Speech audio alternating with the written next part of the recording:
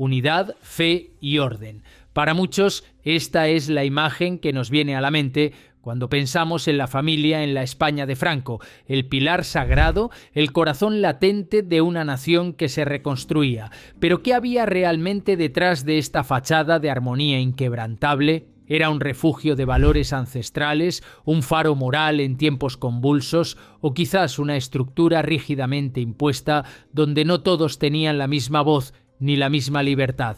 Hoy, en Pasado Español, vamos a viajar en el tiempo a esa España de posguerra para desentrañar cómo una estructura tradicional, anclada firmemente en los valores católicos, forjó la identidad de la familia española.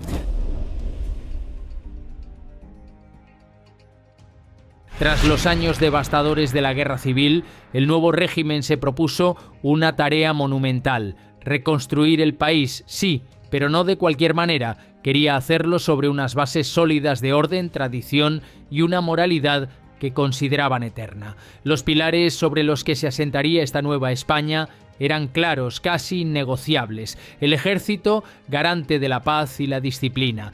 La Iglesia, guía espiritual y moral. Y la Falange, motor ideológico del nuevo Estado. Y en el epicentro de todo ello, como el cimiento más importante, encontramos a la familia. No era una elección casual, ni mucho menos. La familia, para el franquismo, no era solo una unidad social, era la célula fundamental de la sociedad, el primer espacio donde se sembraban y cultivaban los valores que harían grande a la nación. Era el crisol donde se forjaba el buen español patriota, disciplinado y fiel a su fe. La Iglesia, con su milenaria sabiduría y su profunda raigambre en la sociedad española, se convirtió en el guía moral indiscutible de la nación. No solo orientaba, sino que su doctrina católica pasó a ser, en la práctica, ley social. ¿Y qué implicaba esto para la vida familiar? Pues muchísimas cosas. El matrimonio, por ejemplo, era indisoluble, un sacramento inmutable. El divorcio, que había existido brevemente, fue fulminantemente prohibido en 1939, borrado del mapa legal como si nunca hubiera existido. Cualquier práctica que se considerara contraria a la moral cristiana, desde la anticoncepción hasta el aborto, fue no solo desaconsejada, sino activamente perseguida y convertida en delito grave, como veremos. La pureza y la santidad de la vida eran principios no negociables. Y por supuesto, dentro de esta estructura familiar, los roles estaban nítidamente definidos. El hombre era la cabeza visible del hogar, el proveedor, la autoridad indiscutible, el que traía el pan a casa y representaba a la familia en el mundo exterior. La mujer, por su parte, era el ángel del hogar, la guardiana de las esencias, la encargada de la educación moral y religiosa de los hijos, la que velaba por el bienestar y la armonía doméstica. Su reino era el hogar, su misión, la maternidad y el cuidado de los suyos. No era una mera costumbre social, era un ideal de vida, un mandato moral, un reflejo de lo que se consideraba el orden natural y divino. Pero no creamos que esto era simplemente una cuestión de moral o de buenas intenciones. Para nada. Este modelo de familia estaba respaldado, y mucho, por la fuerza de la ley. La prohibición del divorcio, en 1939, fue solo el principio. Poco después, en 1941, el aborto y la anticoncepción fueron tipificados como delitos graves, con penas severas para quienes osaran desafiar esta moralidad impuesta. El Estado no solo castigaba lo que consideraba incorrecto, sino que también incentivaba lo que consideraba virtuoso. Las familias numerosas, por ejemplo, recibían incentivos económicos, ayudas y reconocimientos, pues se las veía como un baluarte demográfico y moral de la nación. Tener hijos es hacer patria, se decía con frecuencia. La mujer casada, en este contexto, enfrentaba no pocos obstáculos si quería trabajar fuera del hogar. No solo existía la presión social y familiar, sino también barreras legales y administrativas que dificultaban su incorporación al mercado laboral, especialmente en ciertos sectores. Su lugar, se insistía, estaba en casa, y para asegurar que las jóvenes estuvieran bien preparadas para este rol, el Servicio Social Femenino, una institución clave de la sección femenina de Falange, se encargaba de instruir a las futuras esposas y madres en sus deberes domésticos, en la economía del hogar, en la crianza de los hijos y, por supuesto, en la doctrina católica y los valores patrióticos. Era una formación integral para la vida que se esperaba de ellas. Los hijos, naturalmente, crecían inmersos en esta atmósfera de educación nacional católica. Desde la escuela hasta el hogar se les inculcaban valores patrióticos, una disciplina férrea y una obediencia inquebrantable a la fe.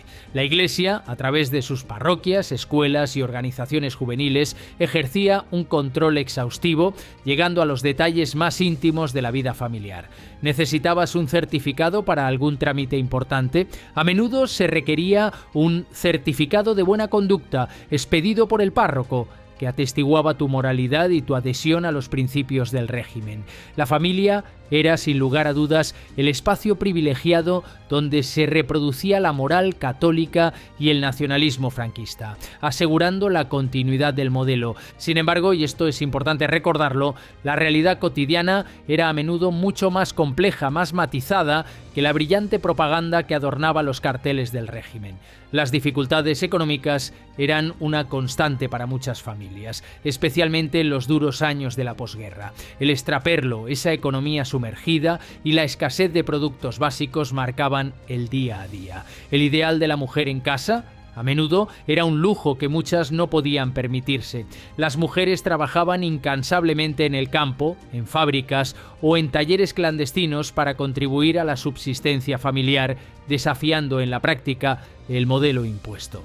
Los niños, por su parte, no pocas veces debían dejar la escuela prematuramente para aportar su granito de arena a la economía familiar. Así, aunque los carteles oficiales mostraban familias radiantes, felices y unidas, disfrutando de una prosperidad que parecía al alcance de todos, detrás de esas sonrisas idealizadas, la verdad es que había mucho sacrificio, mucha privación y una lucha constante por salir adelante. El ideal era uno, la realidad otra bien distinta, aunque la fe y la unidad familiar a menudo eran el motor para superar esas adversidades. En definitiva, el modelo familiar franquista fue, ante todo, una construcción ideológica. Hablamos de unión y valores, sí, pero estos eran valores y una unión que se imponían desde arriba, desde el Estado y la Iglesia, con escaso margen para la disidencia.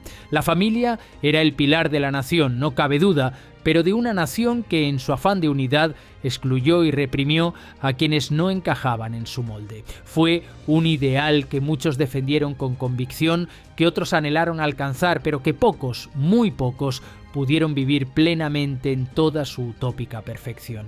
¿Qué aspectos de este modelo tan particular crees que han perdurado, quizás de forma sutil, en la sociedad española contemporánea? ¿Y cuáles, por el contrario, han desaparecido por completo, relegados al baúl de la historia? Nos encantaría leer tu opinión en los comentarios. La familia en la España de Franco fue, ciertamente, un símbolo de unidad y un faro de valores tradicionales, pero también fue una poderosa herramienta de control social y moral, un ideal tan elevado como contradictorio en su aplicación y, en última instancia, una construcción tan profundamente humana como compleja en su legado.